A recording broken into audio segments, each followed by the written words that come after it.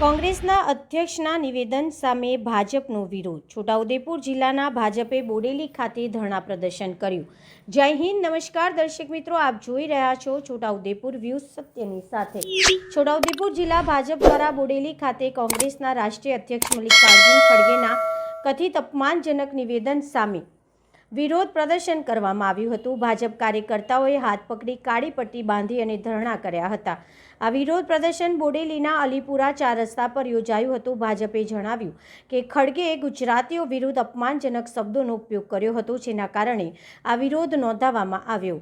છોટાઉદેપુર ભાજપના પ્રમુખ ઉમેશભાઈ રાઠવાએ જણાવ્યું હતું કે કોંગ્રેસના રાષ્ટ્રીય અધ્યક્ષે એક જાહેર સભામાં ગુજરાતના લોકોને મૂર્ખ અને અભણ કહ્યા હતા. આ નિવેદનથી ગુજરાતીઓના સ્વાભિમાન અને ગુજરાતના ગૌરવને ઠેસ પહોંચી છે. વિરોધ પ્રદર્શનમાં છોટાઉદેપુર જિલ્લા ભાજપના મોટી સંખ્યામાં કાર્યકર્તાઓ તેમજ બોડેલી નગરના નગરજનો ઉપસ્થિત રહ્યા હતા. Bureau report Virendrasinh Desai, Bodeli, Chhota Udepur.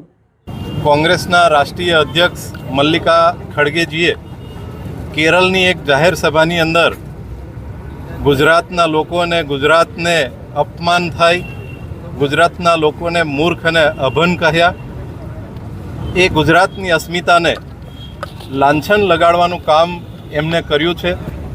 હર હંમેશ કોંગ્રેસ ગુજરાત પ્રત્યે ઓરમાયું વર્તન રાખી અને હંમેશા અન્યાય કરતી આવી છે.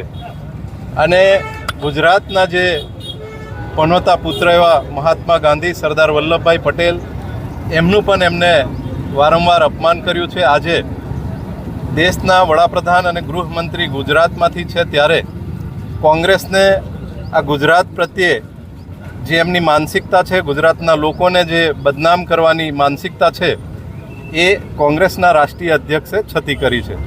એના વિરોધ પ્રદર્શનમાં આજે અહીંયા બોડેલી મુકામે અમે બધા એકત્રિત થયા છે અને વિરોધ નોંધાવીએ છીએ.